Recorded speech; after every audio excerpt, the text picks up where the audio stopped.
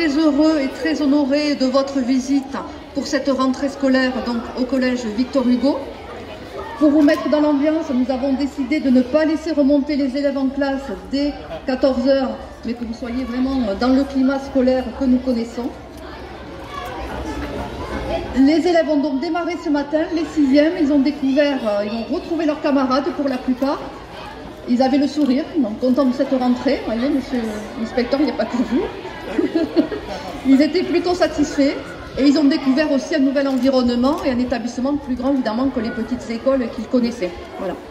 Au sujet de ce nouvel environnement, voilà, je voulais saluer vraiment l'effort, le bel effort qui a été consenti par le département pour rafraîchir un peu notre vieux collège, un vieux collège que nous aimons beaucoup et auquel nous tenons tous.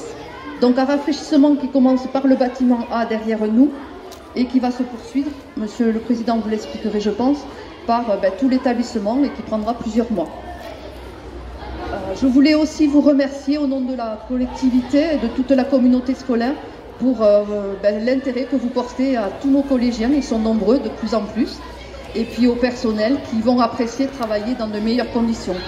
Le département entend toujours, comme chaque année, faire un effort important sur tout ce qui concerne l'éducation. Nous y consacrons un budget de plus de 15 millions d'euros, 15 400 000 euros.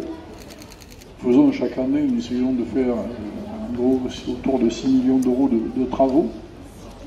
Et je souligne ici, notamment en arrivant, beau travail. Je salue le travail de madame l'architecte, dont j'avais eu l'occasion d'apprécier le savoir-faire dans d'autres établissements du département. En tous les cas, ça fait plaisir de voir ces collèges rénovés, ces façades rénovées. Ça participe de l'image de l'établissement, mais en même temps du confort des élèves, parce qu'à travers ces coloris, ces aménagements, c'est de l'isolation thermique qui est faite avant tout.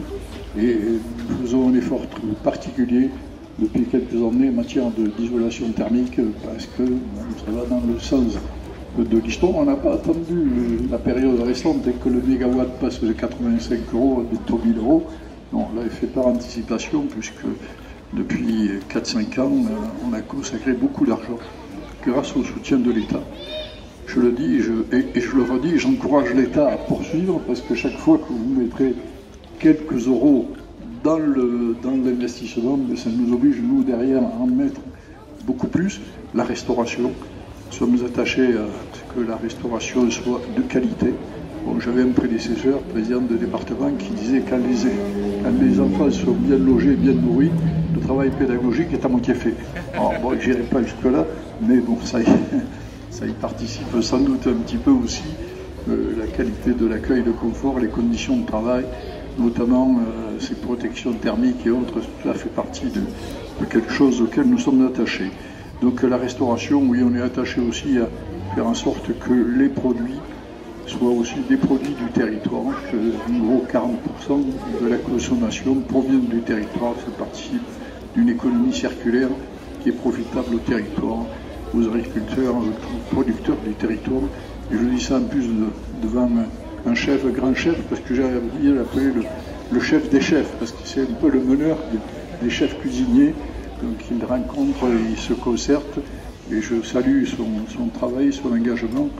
Voilà, on est dans un établissement qui fait du très bon travail, je veux dire, au-delà de l'aspect pédagogique, mais enfin, sur l'aspect aussi, tous ces aspects restauration et tout ça. Un dernier mot aussi de l'accompagnement des projets éducatifs, tout le volet numérique.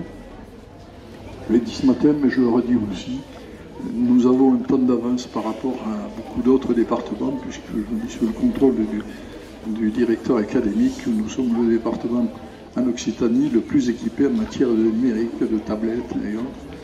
Nous avons aussi un département qui commence à être bien irrigué par la fibre, puisque plus de 70% des foyers de ce département sont éligibles à la fibre. Je vais compléter quelques éléments simplement pour préciser que traditionnellement dans les collèges on a deux types de programmes. On a un programme qu'on appelle de grosses préparations qui sont des travaux tout au long de l'année, mais principalement l'été pour de gros entretiens. Donc cette année il y a eu des travaux au niveau de la démontation avec du remplacement de matériel et des réaménagements des travaux dans les locaux. Et après l'opération d'investissement, donc c'est effectivement l'opération de rénovation des façades. Donc bon, voilà, on est devant le bâtiment qui a été rénové. Avant c'était comme ça, après c'est comme ça. Voilà, c'est comme dans les photos avant-après. Donc l'objectif c'est de dérouler le programme sur l'ensemble du site. Donc ça va se faire sur 2 exercices budgétaires, 2022 et 2023. Donc on est sur un montant de plus de 800 000 €. Et il y aura un complément aussi pour le bâtiment du CAE qui sera fait dans la foulée. Donc c'est Viviane Tranquillin qui a proposé effectivement le projet de ces façades qui va être déroulé sur l'ensemble des bâtiments.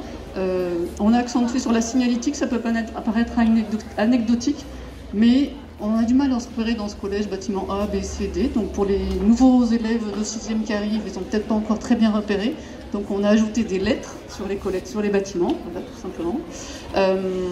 Alors sur les travaux énergétiques, donc là il n'y a pas eu de travaux en tant que tel sur l'isolation des façades. En revanche, le collège Victor Hugo fait partie des collèges qui vont être équipés de panneaux photovoltaïques d'ici fin 2023, qui permettront au collège d'être d'une part en autoconsommation, puisque les panneaux photovoltaïques donc, vont produire de l'électricité pour les bâtiments du collège en tant que tel, et dans les périodes où le collège n'en a pas besoin, il y a revente sur le réseau.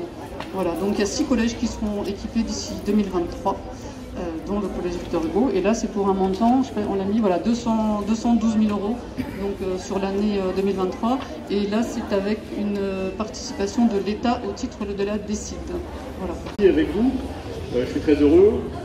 Souhaiter aux enfants et aux enseignants une bonne année scolaire avec les moyens que vous avez. Donc, on a traité les fondamentaux, donc vous êtes à l'abri de la chaleur et du froid, vous êtes de belles classes, vous êtes bien nourris, et on me l'a dit dans le collège où j'étais avant, Victor Hugo c'était le top. Donc normalement à la fin de l'année les résultats sont au rendez-vous, travailler dans les meilleures conditions possibles, et c'est important parce que si on commence à travailler bien dès la 6e, normalement ça ouvre un certain nombre de possibilités pour la suite. Donc essayez de vous maintenir un maximum de portes ouvertes pour pouvoir faire les choix que vous voulez quand vous serez grand. Voilà, bonne année scolaire à tous. Donc je vous propose maintenant de nous rapprocher du petit orchestre. Les élèves, vous allez